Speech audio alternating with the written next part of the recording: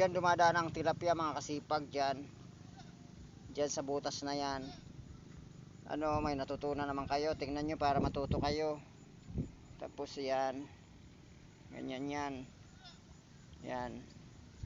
So, gumawa kayo ng mga tambak kayo ng mga sanga-sanga ng kahoy. Yan, gumawa ako ng 3 para kasi mahirap mga kasipag ang walang sanga-sanga ng kahoy. Masipag. Mahirap. Wala kayong mahuling tilapia. So, ayan, gumawa ako ng bangka para may sakayan ako ng ano, pag tawid-tawid ako doon sa ilog. Yan, makatakbo ako ng malayo. Ayun, mga ginawa ko. Tapos ayan, yan, dyan ako kumukuha ng isda. Pag gusto ko mag ng ulam, ilalagay ko lang itong panghuli ko ng tilapia. Ilalagay ko dyan. So, mga 2 hours o 3 hours, pag medyo ang ilog lumalaki ba o tumataob, taob o low tide, yan, naglo-low tide kasi dito mga kasipag.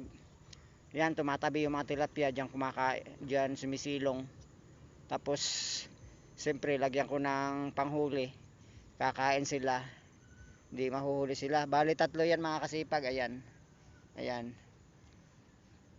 ayan nyo, yan mga kasipag. Yan, yan mga huli ko.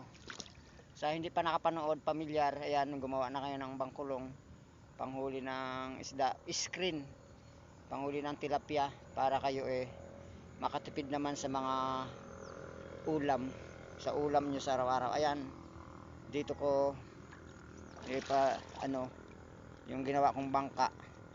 Ayan, nakapangalan Vlog TV.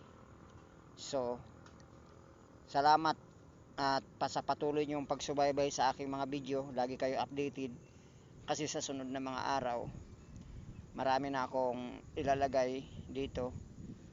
Lagi kayong updated at masubaybayan yung aking video. Salamat sa lahat na nag-follow, mga follower, mga viewers. Ako'y nagpapasalamat ng marami. Sana ipagpalain kayo ng puong may kapal kahit saan man kayo naroroon.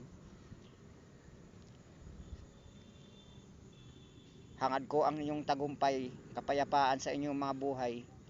Maraming salamat sa inyong lahat. Good luck.